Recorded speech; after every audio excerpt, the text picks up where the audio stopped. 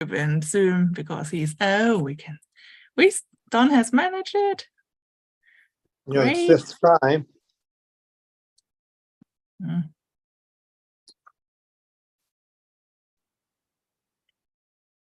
Oh, Looks like it works. And Zoom because Don has managed it. Oh, sorry. I haven't muted Zoom, so we probably had a tiny echo. Oh my, or we'll have a tiny echo on YouTube. oh, there we go. But there we are. Looks like we're live. And it looks like the bird screen is on where all birds are visible. Might be because I have pushed that as main pick. Let's see if I push the other as main pick. Now I pushed now both are main picks. Let's see what happens on YouTube. So hello and welcome everybody. Oh yeah, now it's on YouTube. Now you can see both picks. Oh, nice. I'm the master of disaster of the picks today. So if anyone wants to complain, you can do with me. Don't go mad with the power. So we have already two chatters here. Dirty Birds Inc. is here and Rita Bolla is here. Great to see you guys. Hello and welcome. Hey, Dirty Birds. Hey, Rita. Yeah, great to see you again, Rita. It's a long time.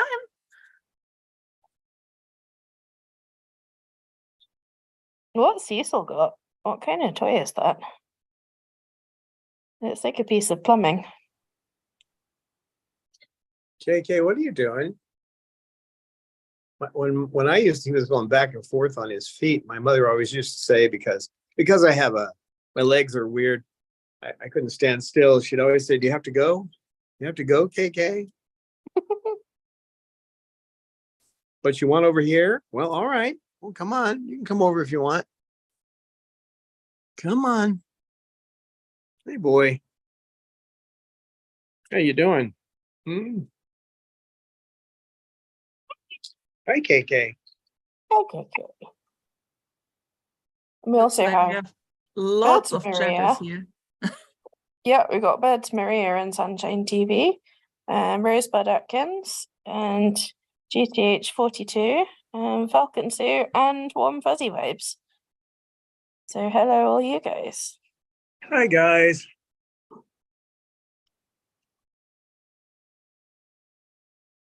You can see we're trying something new today. We've got two cameras.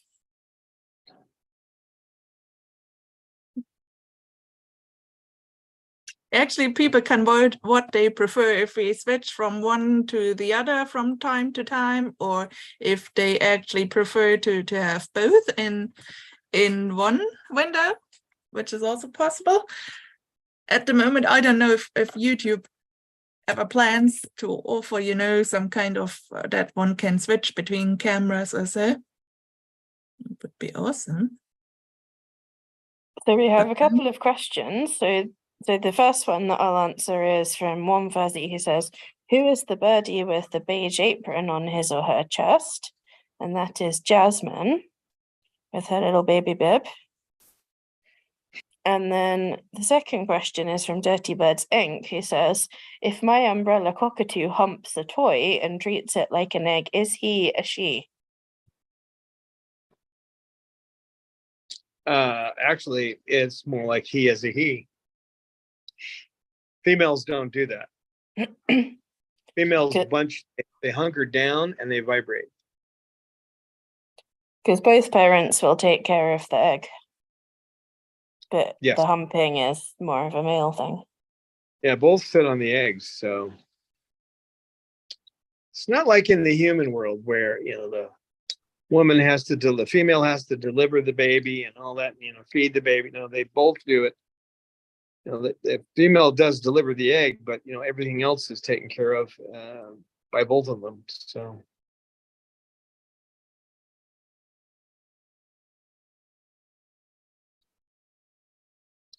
Hi. And we got a feedback from GTH, who likes the dual camera. Actually, I like it too. Yeah, that's cool.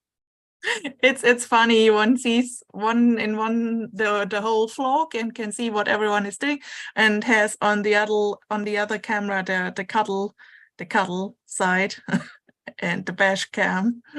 Yeah, the best angle would probably be over there to put the camera, but this one likes to eat tripods, and so I have it kind of hidden in the corner where he doesn't usually go. So, but I can put another camera right up there and hook up to the computer. You're now allowed to have 3 devices: a computer, a tablet, and a phone connected to the same connection. I'm not sure how our upload will do, but we'll see. We can switch around from one camera to the other and not worry too much about our upload speed. We don't get that much here, but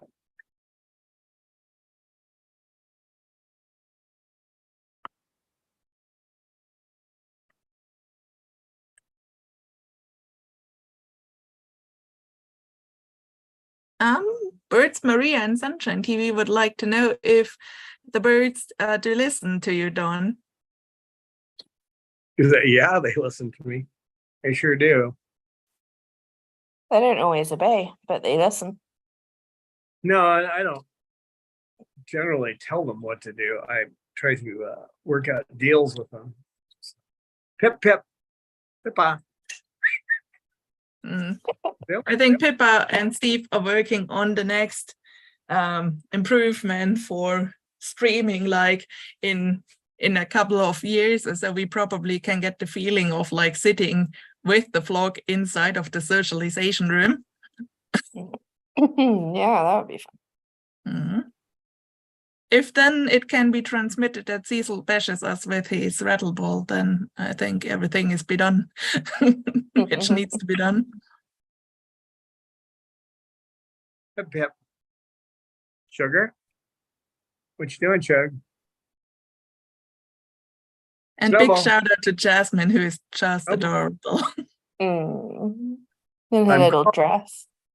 I'm calling their names and they're looking right at me, so they do listen. And when I call Snowball, I did not get Pippa looking at me. So they know their names and they listen, don't you? Oh no, Dirty Birds in Cockatoo sits for 4 hours on his toy.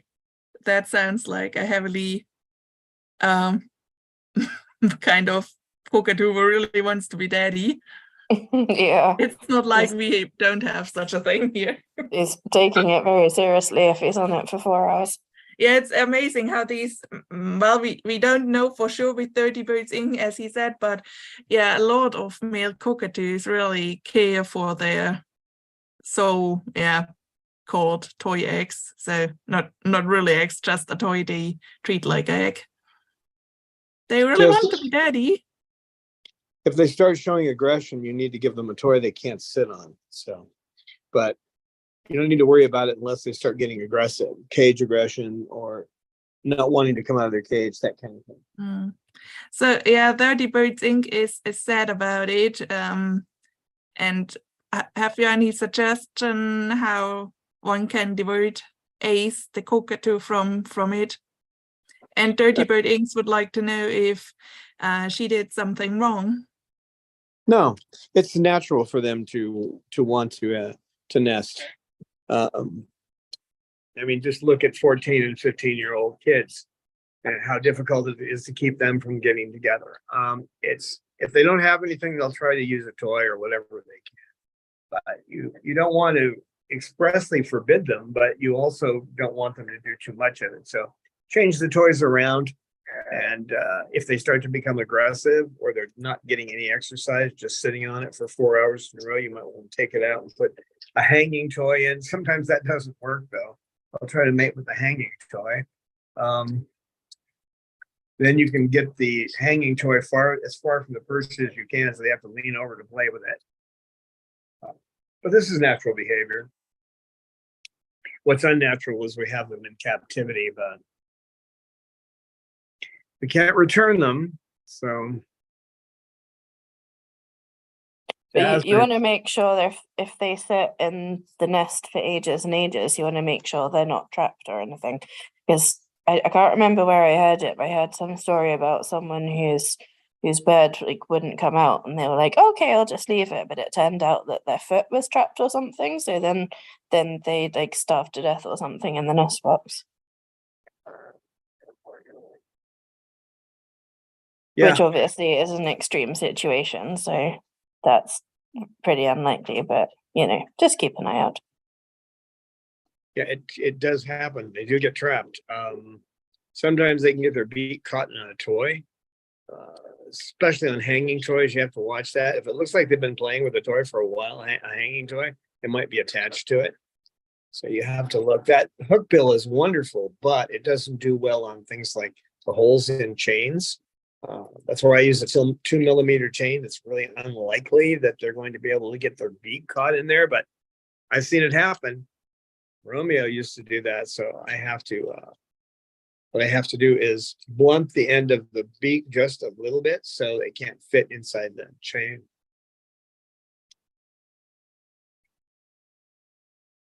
But yeah, good point, Eleanor. That's important. They can get stuck.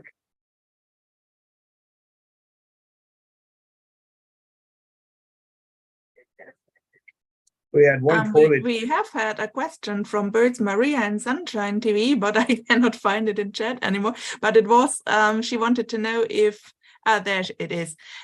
Did you guys ever had other birds beside these? Well, yeah, we've lost some due to old age and other problems, and then replaced them. But right now, 12 is our limit, and we don't rehome them. We don't rehome birds because, frankly, the average person can't take care of them. And when we used to do rehoming, we first started out as the sanctuary. It was also a rescue, and we found that they generally come back to us because that was in the contract.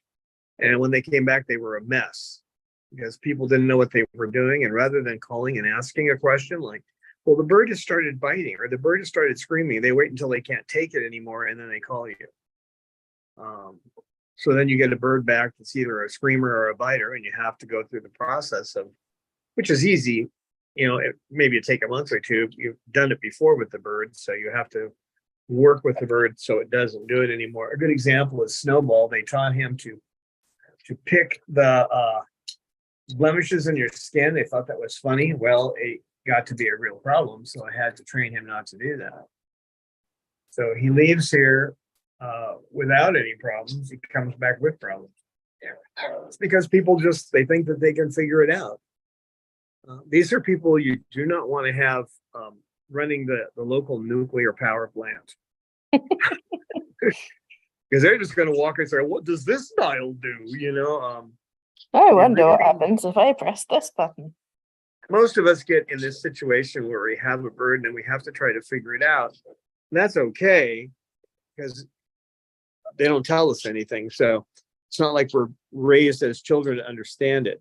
But at that point, digging into how to train and what their innate behaviors are, and those behaviors that aren't innate, and there aren't that many innate behaviors. So most of what you see is what they've been trained to do.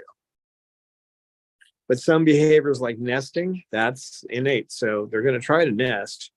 Trying to bond, find a mate bond, that's innate. Chewing on things is innate. But most of the behavior is not. So, like Snowball did not come to this world knowing how to play Frisbee.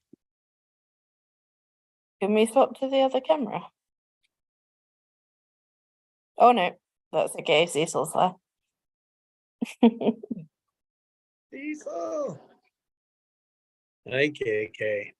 Cecil came. And here's an example. When this guy came, he would lunge. Never bit me, but he would lunge. If he wanted to get a point across to me, he would use force. So if he didn't want out of his cage, he would look like he was going to bite me, do that kind of thing. And so I had to work with him. So obviously you can see when you work with them what you get, because this is really what they are. They're just incredibly affectionate social creatures. You got to be careful that you don't make them. Okay, stop it, Cecil. No, no. All right. I know, you know, he's nice to you, and then he gets a toy. You'll figure it out. You'll figure it out. He gets Cecil. Be nice to him.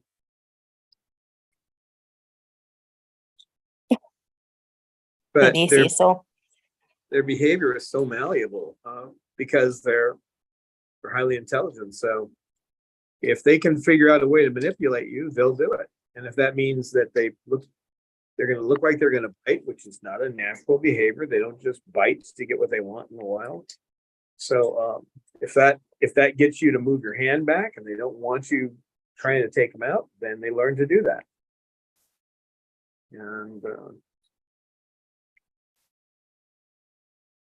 And each one is a study of one. So some birds I would not let do what he's doing right now because they become territorial. He doesn't do that. He doesn't like Cecil putting a toy in his face, but he doesn't have a problem with becoming, shutting other birds away because he's doing what we consider mating behaviors to my hand. But I know. So we have quite a few questions piling up actually. So Dirty Words was asking about showering. So I said that you can definitely shower with your bird. It's lots of fun, but make sure not to use any products. Just use water only. And that should help with the sneezes because Ace is sneezing. So Don, maybe you can say a bit more about cockatoos and sneezing. Yeah, in the wild, their own dust doesn't bother them because it gets blown away. They're extremely dusty creatures. So they do and can become allergic to their own dust. Sometimes it's the dust of the environment, like it is that part. Hey, that's my face. Stop it. No, not with him. Good boy. That's called positive punishment. I had my face in the way of him trying to go for it. We also have, was that question answered because we have a new chatter here, JK, and is asking also a question about its bird. Is it okay to take toys out overnight? My friend's bird choked on one and it's made me nervous. My bird was neglected and had no toys for 45 years too, so I'm worried. Okay, let me finish the other question first though. So they can become they can be allergic to dust in the air. I think that Pippa has a problem with her own dust, their own cockatoo dust, gander. But she also has one with the dust from the desert. So between the two, it makes her sneeze quite a bit. An anti-inflammatory like meloxicam does help. Be sure to get that from your vet and ask your vet about it too, and follow the directions closely. There is no evidence that meloxicam causes things like liver problems, but there's a lot of people on the internet saying that it does. You also should have your vet check the nares to make sure there's no obstruction in there. They can flush the nares if a bird starts sneezing and you haven't changed your environment. It's probably 9 times out of 10 something is in there that's irritating the nasal passage. So your veterinarian may have to actually do a lavage and clean that out. So basically flush the nares. And you can also get your vet to ask him to show you, him or her, to show you how to flush the nares yourself. Can be done, but you need to be doing it right, or you could cause them to aspirate liquid in their lungs. You don't want to do that. Now, as far as taking toys out at night, that's not a problem. Once it gets dark, once the lights are off and there's no light, they're not going to play with toys because they can't see them. And they go to sleep when it's dark. So, yeah, there's no problem taking toys out and putting them back in the morning.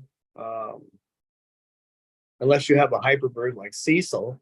If I took his toys out at night, he would not be happy in the morning. So, but as long as you get him right back in, let's say when you turn the lights on, as you're about ready to turn the lights on, get the toys assembled and put them in a bucket or something and toss the toys back in and hang them back up. Mhm. So yeah, there's no problem with that. As long as the room is dark, they're in. Yeah, I think I wrote pretty much the same. That's okay to take the toys out overnight, especially when it is for safety reasons, because one is afraid that the bird kind of gets into the toys and hurts itself during the night because it can get night frights or something like that. I also have written that there are people who have extra night cages for the birds. We have had that for some time in the other house, so and that's another option, to have a special smaller night cage for the bird. Yeah, And you can put in their night cage things like, wood blocks and, paper cups, stuff like that, where they're not going to get stuck in it. But, if they wanted to play, before falling asleep, then they've got something, but it's not going to injure them.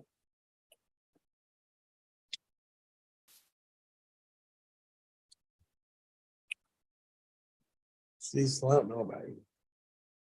So I think we had a few other questions. So yeah, so Dirty Birds is going on a trip for 10 days and wants to know basically how to make the birds not be upset about that, I guess. Well, they're going to be upset about it. If you can get them introduced to the person that's going to be taking care of them, the longer exposure to that person, the better. If the person's able to actually take your birds out safely and play with them, that will help. But the question of safety is, they may seem like they're okay, but the first time a person gets nipped, you never know what they're going to do. So I used to joke with some of the volunteers that I'd like to get a cattle prod. And when we're talking about, this is back when we used to rehome, or we're considering rehoming someone, just walk up behind them with a cattle prod and zap them quickly. And if they turn around and start, they get an angry look in their face or start yelling at you, don't give them a bird. Don't rehome a bird. Because that one thing for sure, that will show out a person who tends to react to any kind of pain with violence. Somebody hit me with a cattle prod, I'd probably turn around and go moo, but you never know. I would listen to my doctor at the VA. I probably should. I'd be happy I've lost 7 pounds already, but Well done. so thank you. Also you can, before you go away, if you spend 5 minutes sort of looking into their eyes and talking to them very seriously in a way that you don't normally do, then that can give them the idea that something's different. So then when you disappear for a while, it might be less scary. I don't have any evidence for that, but I've heard people say that, so you may as well try it.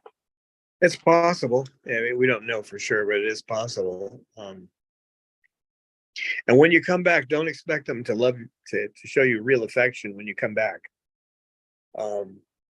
Think of it this way, because in the wild, when a bird disappears, they're usually dead. So when you come back, it might be like, your grandmother, if your grandmother's passed away, if suddenly you opened the front door and there she was standing, you probably wouldn't be too thrilled to see her. And after a few days, they may get the idea that you're just gone. They might get that idea in just a day, or it's hard to say. We don't know. We know they mourn the loss of their companions, though. So don't. And I've talked to quite a few people. I don't do the vacation thing, but I've talked to quite a few people who say that when they came back, their birds were aggressive towards them. And so think about the ghost of your grandmother showing up at your front door when you come back. That might help you deal with the emotional stress of your birds. So there's a lot of things we can't know. We do know that in the wild, when they lose a companion, they they mourn their companions. So Snowball out in the aviary will still sit in a spot and look like he's looking for Chloe. He still does that. What are you doing over there? Hmm? Well, Lucy. And Cecil looks for pizzas if you play her song. What was that? Cecil looks for pizzas when you play her song. Yeah. Yeah, that's true. He was a close friend of Peach's, yeah. Still is. And Bob too. They were both very, very sweet on her.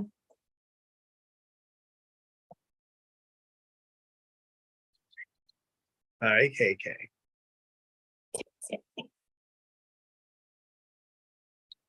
Yeah, they're incredibly complex, and I think the average person, when they think about getting a bird, they think if it's not just one shoved on them, that happens too. Oh, you like our bird? You sure you don't want it? That happens a lot of times because the people are trying to find some way to get rid of something they don't understand, but they're not something you can throw in a cage and take out when you feel like it. It doesn't work that way.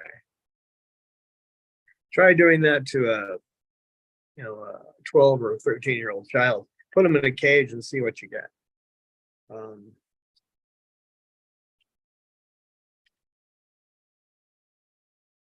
What's the most infamous cage they use for children? You're on restriction.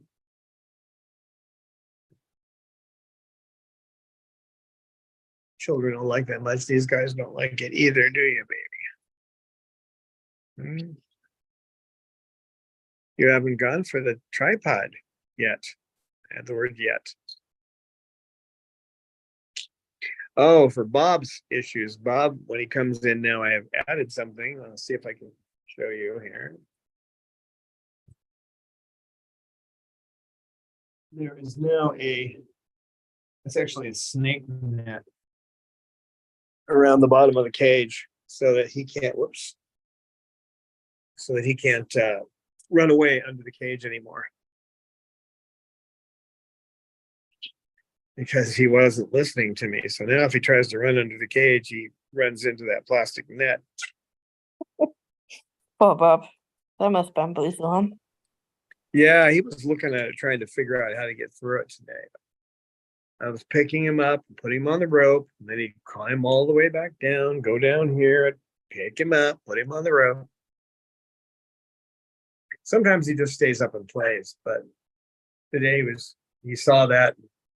Okay, I got to figure this out. No, you're not going to, Bob. So. Bless you. Now that's a case, again, that the net under there is positive punishment. It's positive because you're adding something. That's what all it positive means. And it's punishment because you're trying to reduce or extinguish a behavior. So I am trying to, I've added something to stop him from running away when I try to take him out of the room. Actually, he hasn't even tried to go under that chair for the last couple of days, but I wanted to make sure that that was done with. I didn't have to keep playing with that behavior. So, my KK, my boy. Hey, you guys are so highly energized. Here. That was a Jazzy rouse. Oh, my Jazzy, cutie.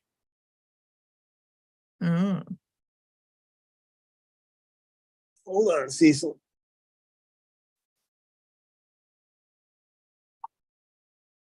Yeah, there were a lot of stuff today. Lots of talking in the chat.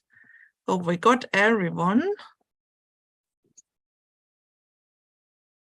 Otherwise, just put the question in again. If I overlooked one.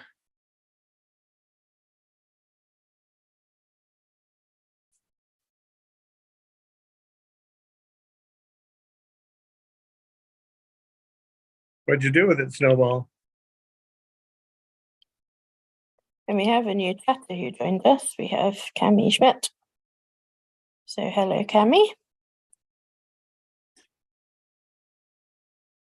And Erin joined us as well. I can't remember if we said hello to Erin because it's been a busy chat today.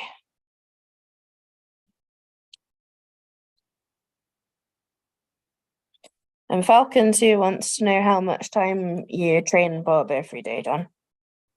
Half an hour. That's all I have.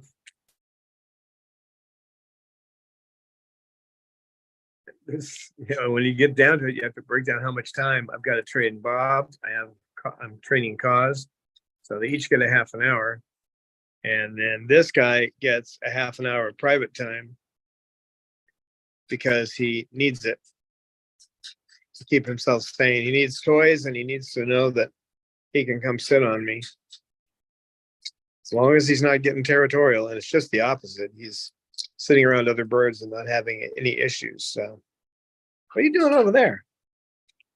I wish it could be more, but until I can learn how to clone myself, it's not going to happen. He seems okay with it. What I did is I deprived him for the first 2 days where he didn't come out of his cage. I just talked to him in his cage. And then I started taking him out for a half hour at a time. Well, that's a lot more than he was getting for 2 days. So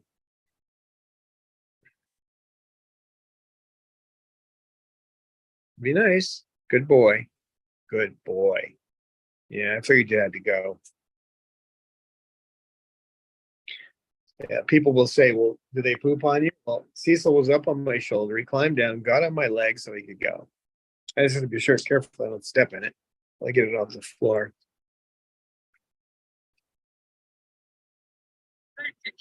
Okay. Okay.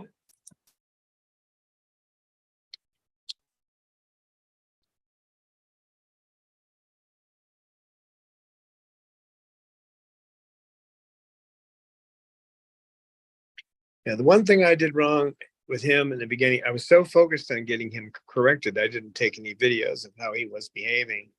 And his behavior is what I would say is within the normal limits for an umbrella cockatoo.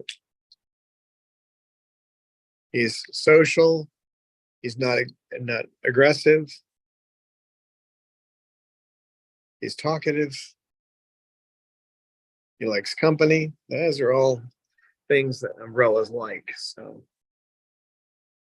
Pippa, hip hip. Oh, Jazzy is picking her bib. That's not good, Jazzy. Jazzy, you shouldn't pick your bib. Better than picking the feathers, I suppose, Jazz.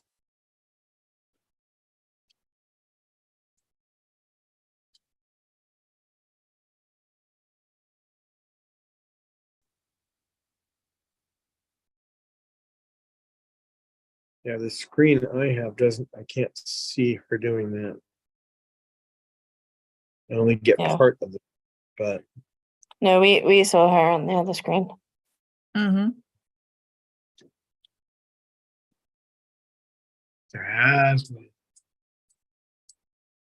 We actually have the Jazzy front view cam. And in the background, we can see Pippa deeply snapping. Pip, pip, pip.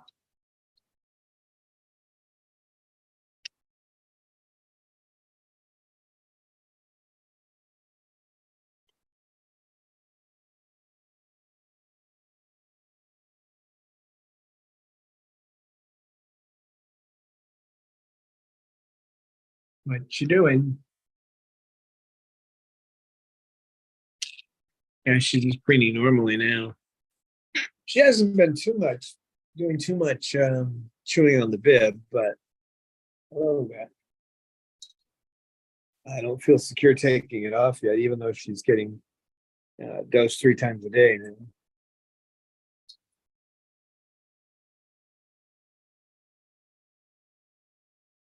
Hi, Jazzy. What a good girl. You get through it. You're a good girl. Yes, you are a good girl. She's a good girl. Ow. That's my ear.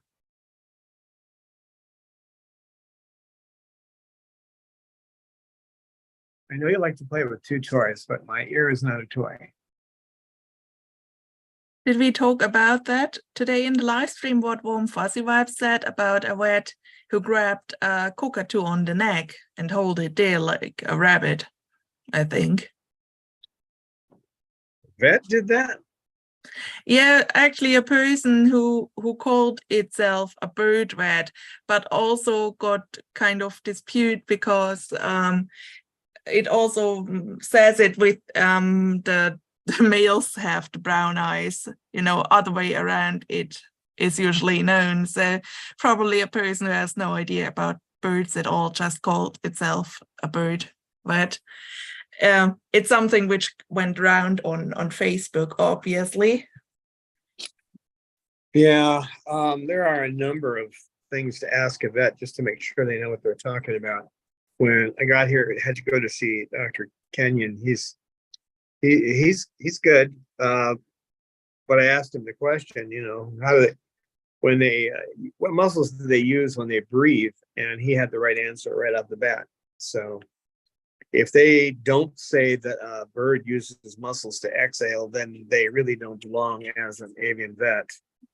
Actually, that's a good thing, Don. I need to remind that one when I look for another vet. So that's actually good. There, especially when someone claims to know something about parrots, then you can test. I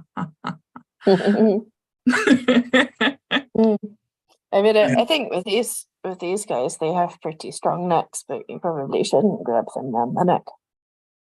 I wouldn't do it, but they have. I think you only kind of can not really, you know, completely hold their whole weight on the neck, just, you know, kind of have the when they shall not move with the head.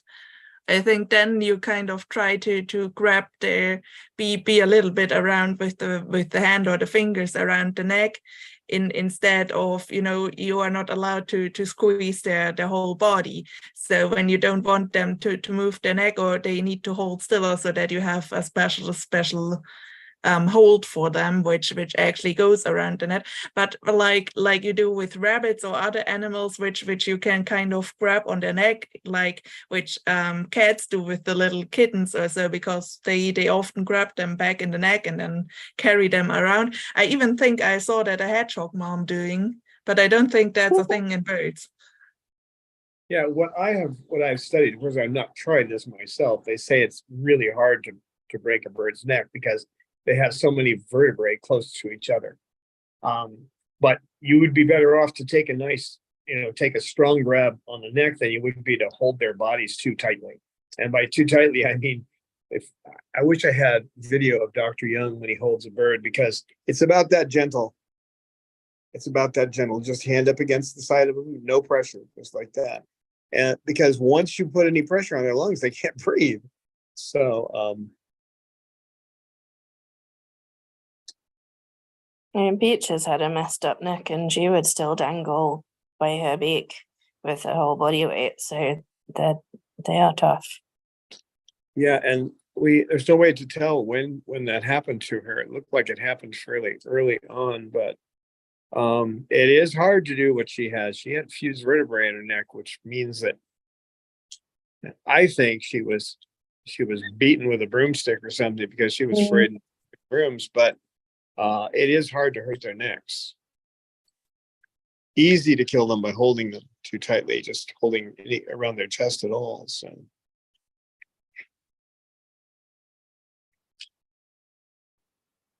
Oh yeah, it's fine to pet them on the neck. Yeah, that's totally fine. We're talking about like holding them, like weight bearing by just the neck, which you should probably try and avoid. Another way to check out your vet when you go to see a vet for the first time is go to hand your bird over. And a good vet, Dr. Young is a good example, or Dr. Jenkins in San Diego. When you go to hand your vet over, they just put their hands out to take the vet. First vet I went to when I had Chloe, refused to do that. He actually said, I said, well, she doesn't bite. He says, well, I've heard that before. And my response, which I probably said before, my response, well, I said, have you heard this before? I'm leaving and I'm not paying. and I walked out. If that means that when that bird went into they were like that place, they'd take the bird in the back room. What they would do is like throw a towel over the bird, and then they'd have one of their technicians do whatever needed to be done. No, I want the vet doing the work. Sorry. I'm not paying to have some, first year or second year student in biology handle the bird. So. Oh, Jasmine's going on an adventure. Where are you going, Jazz? So I need help from some native English speaker, because I was talking about testing the vet, and GTH told me try the cattle prod trick too, and I googled cattle prod. So that was a joke, right? Or yes. is that okay? But actually, it would work if you had something that didn't actually hurt someone, but it inflicted pain, and you saw their reaction. You would know if they would be okay to have a bird, because when they get bit, which is going to happen somewhere. Yes, Jazz, come over closer. I can't reach it now. All right. If you can see their reaction under stress, you know how they'll deal with the bird. And anybody who has a violent reaction to something like that, it's not going to be good to have a bird, because at some point you're going to get bitten. So what's the cattle prod trick to? Oh, it's basically shock. It causes a shock. They're about 10,000 volts. Almost, but a lot of volts. Like a taser, basically. Kind of. Okay. Yeah. So, a taser for a cow. When you zap someone with... exactly. But I should test that without pre-warning the vet on the vet. But those you don't get arrested for assaulting. Sounds like I will end in prison. Yeah.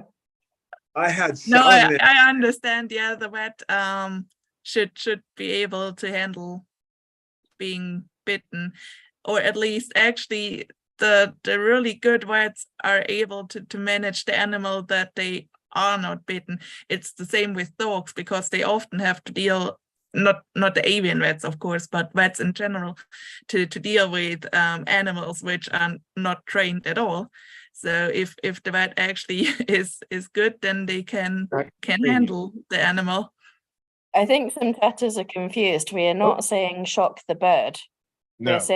We're saying shock the human. So if you give the human a shock, then their reaction will tell you. We are talking about testing the vet, and got a little bit into the sarcastic, joking area.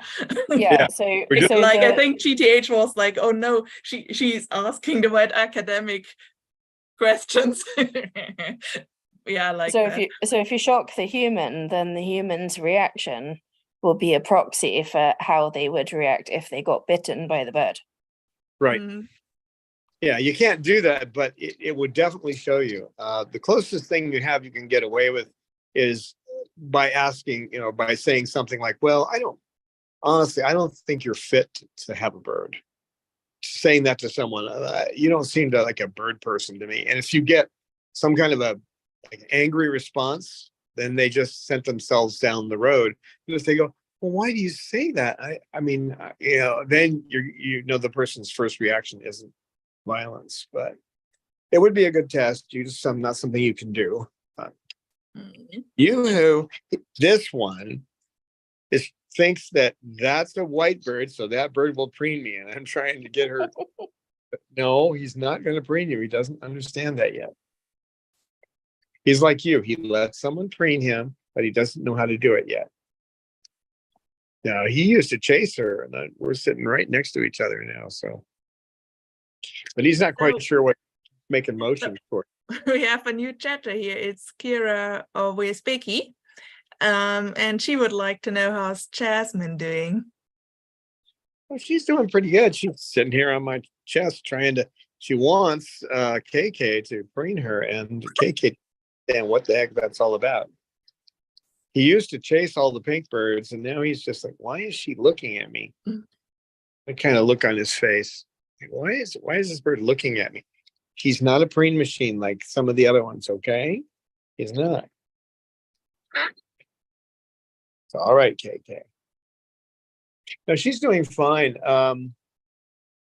I probably could take the bib off her in a couple of days, but I'm lucky she doesn't require a real fancy one. So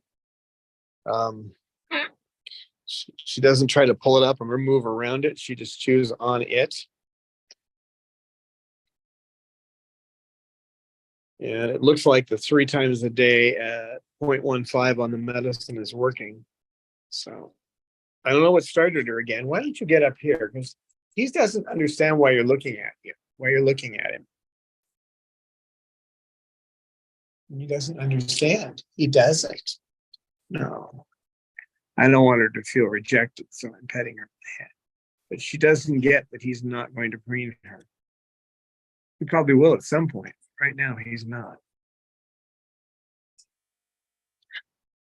Yeah, it's a good jazzy jazz bird. That's a good jazzy jazz. What are you doing? Yeah, you weren't too happy about me putting you up there. I know.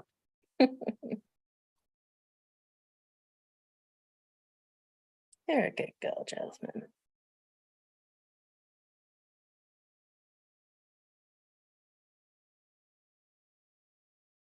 Yeah, she was great for a long time. We're talking years here. And then all of a sudden it just came back.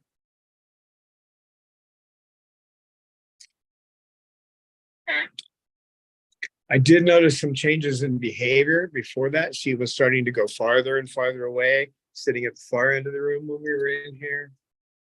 So you guys can see that video better than I can. I'm stuck on the stupid screen now.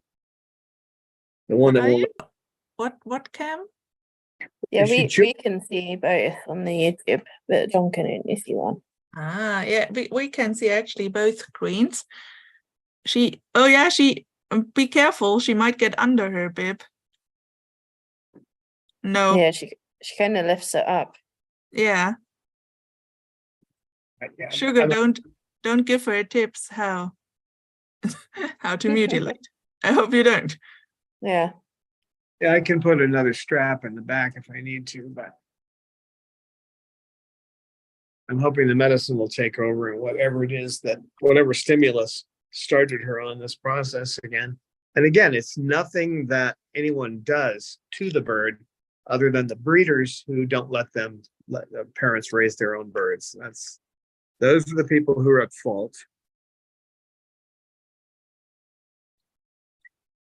Some through just pure ignorance, they just think it's cool to raise them, and there's others who do it for money. The ones who just do it for money, I think we should have Nuremberg trials for them.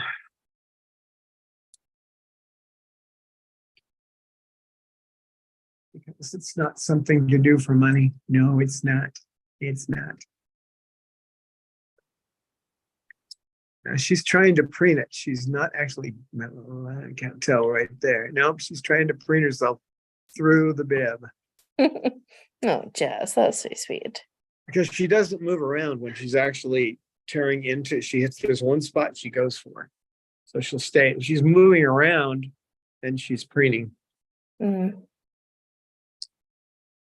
It's like, damn, I'm trying to preen and this thing's in the way. Probably needs to preen a little bit. Probably getting itchy. Is it getting itchy down there, kid? Yeah, there are so few avian vets in the world too. Then sometimes you're stuck with somebody who's got a lot of experience working with birds, but hasn't gone through the process. It depends on where you're living. Where we are here, to get surgery done, we're talking major surgery, it's a 4-hour drive. We have to go into Los Angeles, see Dr. Nemitz, or down into San Diego, see Jenkins to get surgery done. Minor things, they can do here, but they can't do the major ones.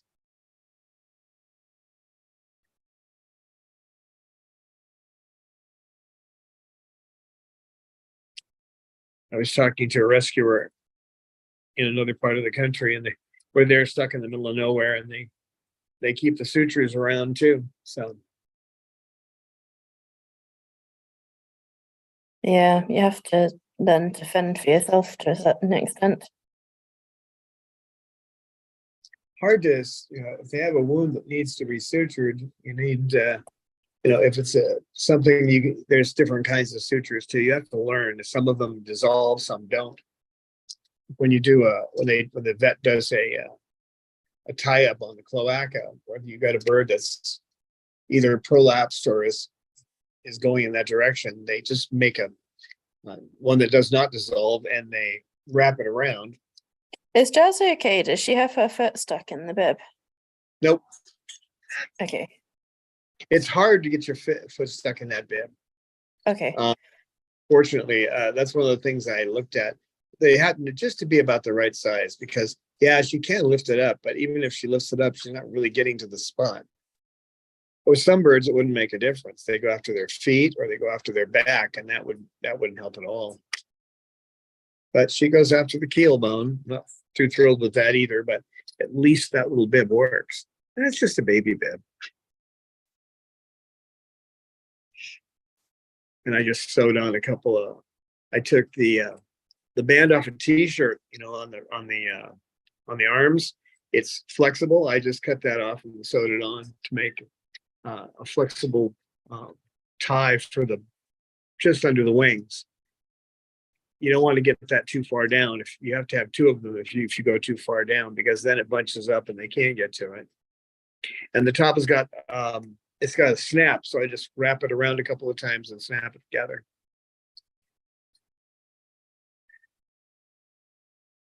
But every bird's, they go after different parts. Some go after the shoulders first. This one goes after her back first. Sugar, she goes after her back. Snowball goes for his chest. Now he pulled him out, so I've got him down from 0.15 to 0.13, but his behavior is perfectly normal.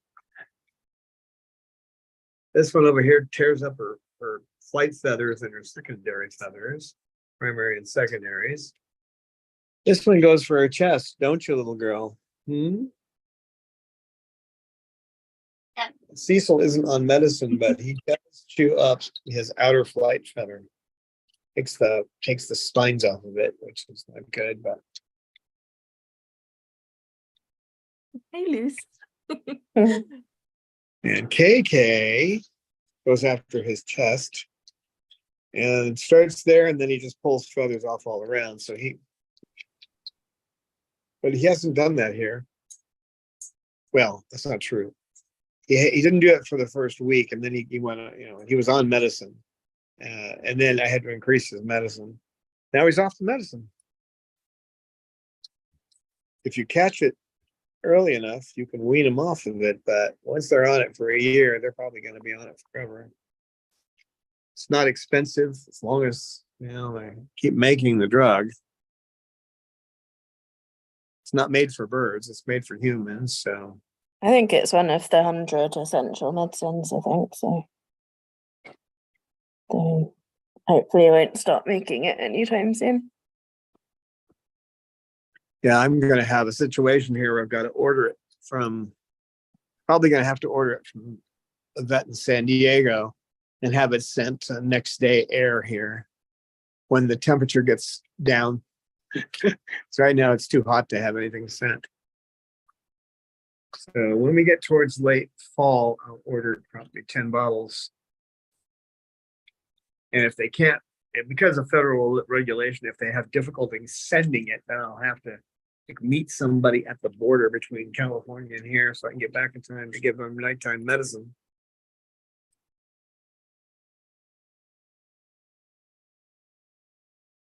Not my favorite thing to do, because if something happens, you have a vehicle problem and you can't get back, this one's not going to be alive. So yeah, Shuggy has to come with you wherever you go. Yeah, that's pretty much it. So the rest of them could go a day without it, but not her and not Jazz. Those two would have to come with me. Could be a Sugar and Jasmine girly road trip. Can become best buddies.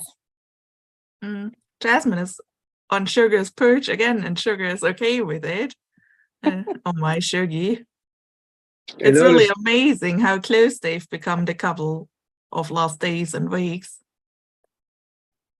They're united by their hatred of colours. Yeah. Sugar was so upset when Don put a collar on Jasmine.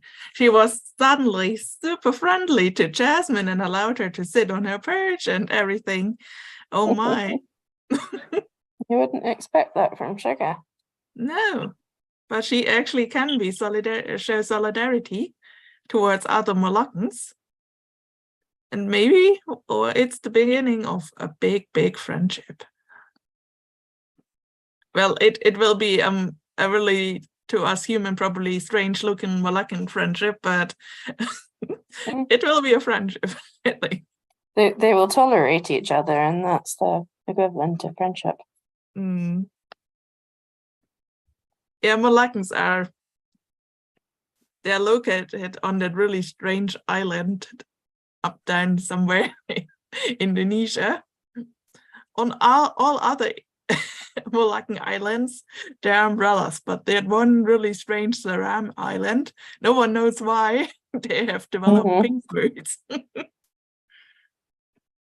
Maybe all the weird birds all moved to the island, and then they stayed there and bred with each other and became progressively more weird.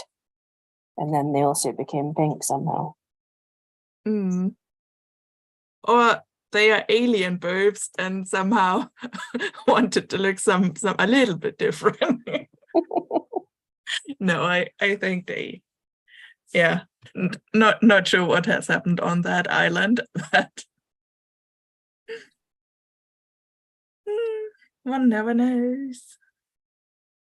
Well, it's that time again, folks. So we will see you again soon, Yeah. next month. I just posted the links to our Patreon and our YouTube member support. So, and also our other website, the Linktree, where you can access our social media website, merch, and other websites, all combined in one. So thanks for everyone's support. Greatly appreciated. We need it. KK literally chews Don out of money. Screwed you out of house and home. Yeah, he does. He goes through a lot of wood, don't you, big boy? Well, thanks for coming, folks, and we will see you next Monday. Bye.